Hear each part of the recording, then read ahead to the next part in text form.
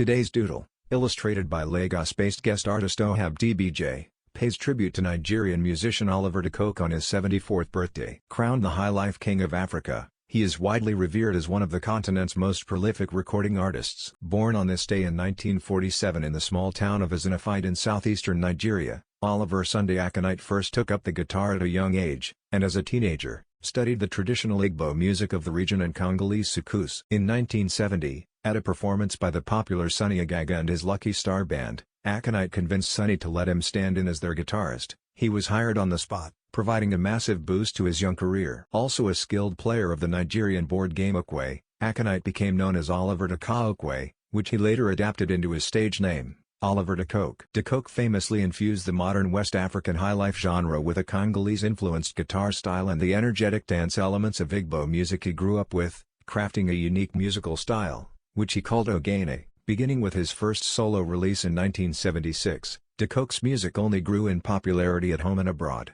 as he put out album after album featuring his masterful guitar work and fresh take on African pop over 70 throughout his lifetime. In 1994, in recognition of his prodigious music achievement, De Coque was awarded an honorary doctorate in music by the University of New Orleans. Thank you, Oliver De Coque, for strumming your way into the hearts of listeners around the world.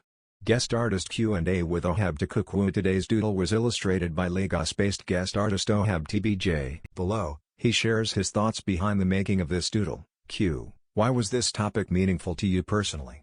A. Oliver De Coque was a popular musician from the Igbo part of Nigeria. As a kid back in the early 90s, I remember my late dad playing his songs, but back then I didn't understand the lyrics nor the message they carried. But I never forgot watching my uncles and aunties dance to his music, and their happiness was contagious. Q. Did you draw inspiration from anything in particular for this doodle?